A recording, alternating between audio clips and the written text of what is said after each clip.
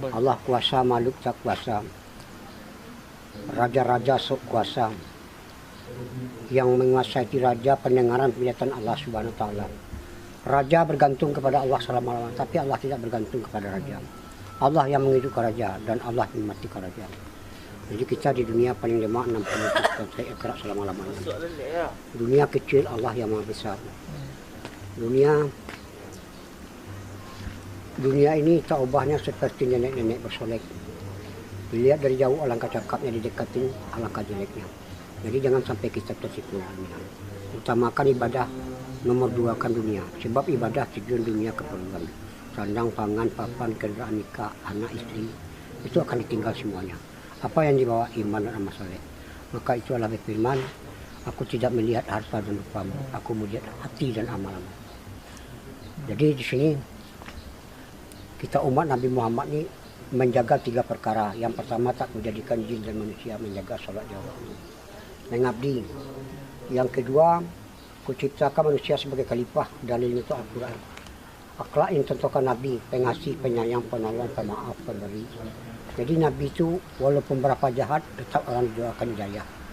Sebab Allah itu berfirman, wahai Muhammad, melalui malaikat Jibril, walaupun berapa lama kau hidup di dunia, suatu saat kamu akan mati juga. Wahai Muhammad, walaupun berapa cinta kamu kepada keluargamu dan hartamu, suatu saat kamu akan berpisah dengannya. Wahai Muhammad, nanti suatu saat kamu akan mempertanggungjawabkan perbuatan baikmu dan perbuatan jahatmu. Itu kerja umat Nabi Muhammad. Yang ketiga, dakwah. Untung khaira ummatin ukhrijat linnas ta'muruna bil ma'ruf wa tanhauna 'anil munkar wa tu'minuna billah.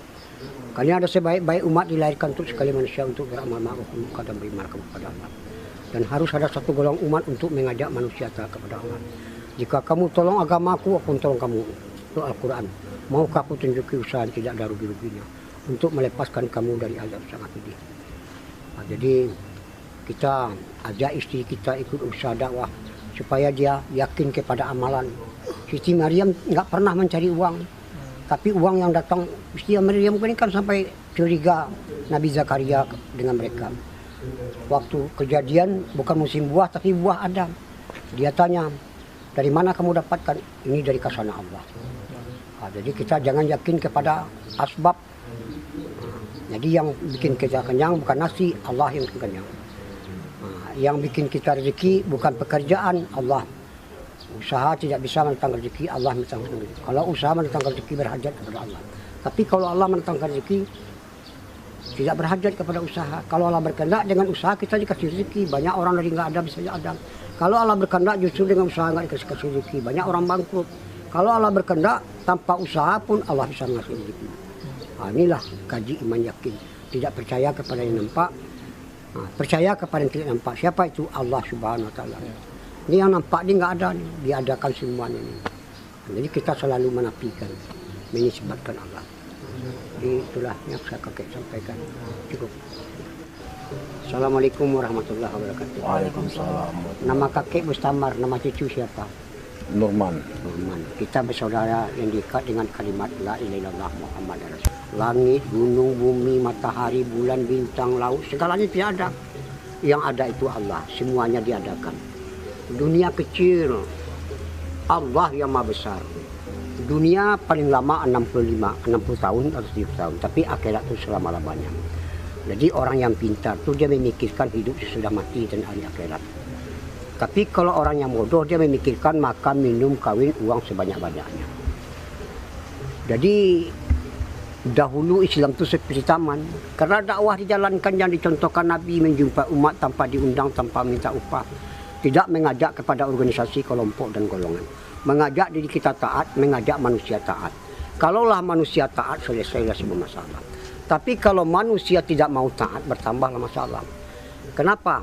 Sesungguhnya kebahagiaan dan kejayaan manusia itu hanya ada di dalam mengamalkan agama. Baik dia orang kaya, orang miskin, kota, desa, penjabat, rakyat. Kalau mereka mengamalkan agama, inilah orang yang berhasil yang sementara dan berhasil di akhirat selama-lamanya. Kalau dia mengamalkan agama, selesailah semua masalah. Tapi kalau mereka tidak mau mengamalkan agama, bertambahlah masalah. Dan sekarang Islam itu sudah seperti hutan belantara. Kenapa? Karena dakwah sudah lama ditinggal.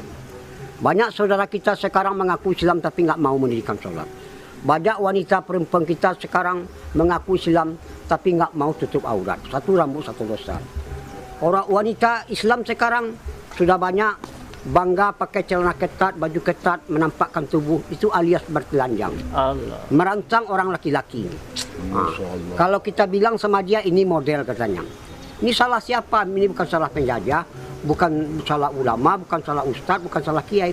Ini salah kita karena kita tidak mau lagi menghidupkan dakwah. Jadi usaha dakwah ini usaha heran karena sudah lama ditinggal. Orang kalau belum ikut usaha dakwah dia heran melihat orang dakwah. Apa kerja orang dakwah? Tapi kalau orang sudah ikut dakwah dia heran melihat orang tidak mau dakwah. Tidak ada pekerjaan yang lebih besar dari pekerjaan dakwah. Kerja dakwah ini kerja Nabi. 124 Nabi dan Rasul kerjanya dakwah. Mengajak manusia taat kepada Allah. Ucapkanlah la ilaha illallah. Kamu akan sukses. Kamu akan berjaya. Jadi hakikat la ilaha illallah taat kepada Allah. Barang siapa taat kepada Allah, dunia akan berkhidmat kepada Allah. Jadi barang siapa istiqomah dalam dakwah, penduduk langit dan penduduk bumi akan berkhidmat kepada mereka. Barang siapa istiqomah dalam dakwah, sorga akan rindu kepada mereka. Barang siapa istiqomah dalam dakwah, kalau dia mati nanti Allah yang akan mencabut nyawa. Ini hadis kudusi. Hadis kudusi. Jadi dakwah ini Masya Allah. Walaupun kita punya perusahaan 10 buah, 15 buah, 5 buah, itu nggak dipandang oleh Allah. Tapi kalau usaha dakwah ini sepagi sepetang kita di dalam Allah, lebih bagus daripada dunia dan keisinya. Ini kebesaran pahala dakwah. Jadi kerja-kerja dakwah ini kerjanya sedikit tapi hasilnya besar. Kalau kerja dunia, kerjanya berat, hasilnya sedikit. Istri kita kalau nggak diajak dakwah, dia pandangannya dunia. Pandangan dunia ini sifatnya menipu. Sekarang banyak orang tergoda oleh dunia, ibadah ditinggal.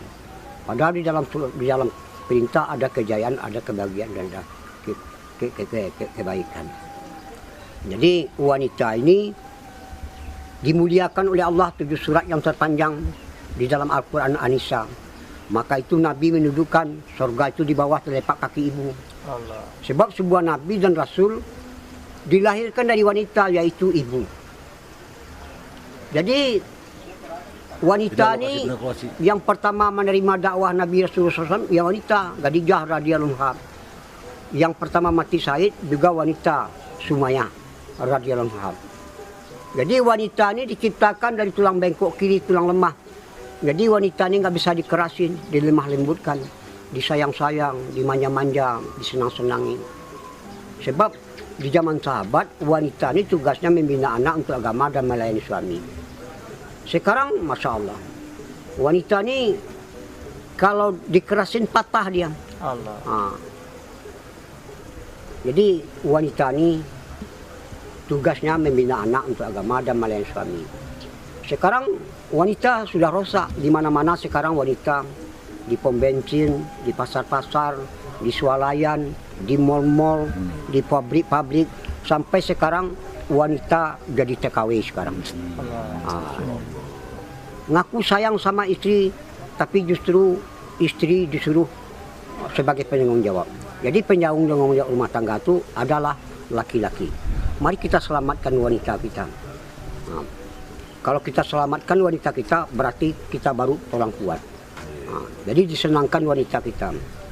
Selalu kita menafikan dunia ini. Allah Khalik, Allah Malik, Allah Razik, Allah Sami, Allah Basir, Allah Alim.